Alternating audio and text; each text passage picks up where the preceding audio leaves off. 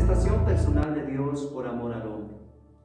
El libro de 1 Timoteo capítulo 3, versículo 16 nos dice: E indiscutiblemente grande es el misterio de la piedad. Dios fue manifestado en carne, justificado en el Espíritu, visto de los ángeles, predicado a los gentiles, creído en el mundo, recibido arriba en gloria.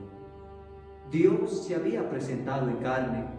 Dios había caminado en medio del pueblo de Israel, enseñándoles a ellos cómo conocer más acerca del reino de los cielos, cómo alcanzar la salvación, explicándoles de todas las formas para que ellos pudieran entender. ¿Y cómo se supo que Dios se manifestó en carne? El Señor habló a través de profecías, como a través del profeta Isaías, diciendo: Por tanto, el Señor mismo os dará señal, he aquí que la Virgen concebirá y dará a luz un hijo y llamará su nombre Emmanuel. En ese pasaje del capítulo 7, versículo 14, nos habla que nacería un niño. ¿Y ese niño, quién sería ese niño? ¿Cómo se llamaría ese niño? En el mismo libro, el capítulo 9, el versículo 6 nos dice: Porque un niño nos es nacido, un hijo nos es dado, y el principado sobre su hombro se llamará Admirable, Consejero, Dios fuerte, Padre eterno. Si usted se pone a analizar en este versículo, dice que ese niño, que nacería, ese niño, sería un niño y al mismo tiempo un Padre eterno. Sería un hijo y al mismo tiempo un Dios fuerte. Tendría una doble naturaleza. Pero ¿quién era él? ¿Era acaso otra criatura, otra persona, o era otro Dios?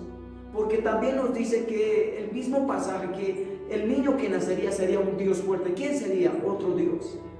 La palabra de Dios sigue explicándonos mediante la profecía. El capítulo 52, el versículo 6 de Isaías: Por tanto mi pueblo sabrá mi nombre por esta causa en aquel día, porque yo mismo que hablo, he aquí estaré presente, dice el Señor. El Señor dice: yo mismo que hablo, he aquí estaré presente. El Señor no dijo que va a mandar otro Dios, no dijo que mandaría otro consejero o mandaría un hijo quizás, pero el Señor dice: he aquí que hablo, yo mismo estaré presente. ¿Quién? ¿Qué es lo que nos aclara entonces la palabra de Dios allá en el Evangelio, según Mateo capítulo 1, versículo 21? Es el cumplimiento de esa profecía.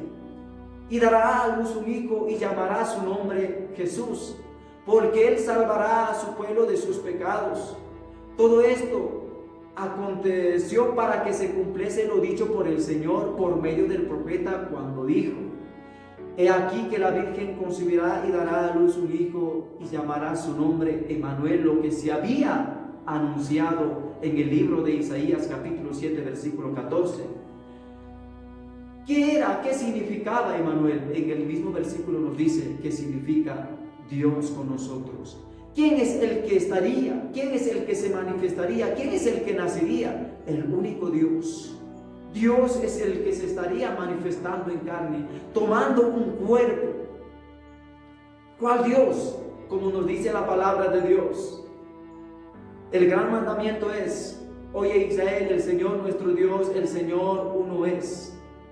¿Y cómo es ese Dios? Ese Dios es espíritu.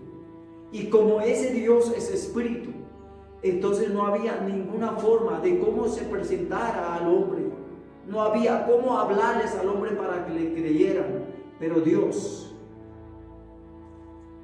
quería presentarse como una persona para que le entendiera la gente. Y dice la palabra allá en el libro de Hebreos capítulo 2 versículo 14: Así que por cuanto los hijos participaron de carne y sangre, él también participó de lo mismo. ¿Quién es él? Es el Emmanuel, Dios con nosotros.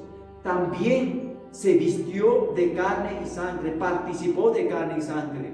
Y en el libro de Filipenses capítulo 2 versículo 7 nos dice: sino que se despojó a sí mismo tomando forma de siervo hecho semejante a los hombres. El Señor se despojó de su gloria que había en el cielo, de lo que los ángeles le adoraban, le glorificaban, pero al Señor no le importó mucho, más lo importó el amor que tenía Él por cada uno de nosotros. Se despojó y se hizo siervo hecho semejante a hombre. Caminó como hombre. Como hombre enseñó a orar, como hombre nos enseñó cómo dirigirnos por este camino de salvación. Él nos abrió las puertas y a Él lo entregaron, a Él lo agarraron. ¿A quién?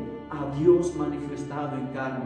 A Él lo abofetearon, a Él lo golpearon. ¿Y por qué lo golpearon? Si Él era un Dios, ¿acaso no podía defenderse?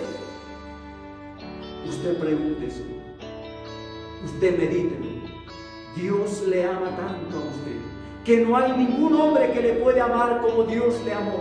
Y por eso el Señor ni siquiera le importó cuando a Él le abofeteaban, ni siquiera le importó cuando a Él le pegaban, más lo importó el amor que tenía por usted, ese amor tan grande por usted que salía del Señor. Eso es lo que le ha importado, y por eso Él fue directo a la cruz para ser crucificado. Porque nosotros, como dice la palabra, por cuanto todos pecaron, aquí nadie se hace un inocente, todos pecaron y todos estaban destituidos de la gloria de Dios. La palabra de Dios nos dice y nos explica que el hombre está lleno del pecado. Desde la coronilla de sus pies no hay lugar sano en él. Y ese pecado con nada se puede quitar, pero con algo se podía quitar. Con un sangre puro, con un sangre sin mancha, sin arruga, esa sangre de Jesucristo.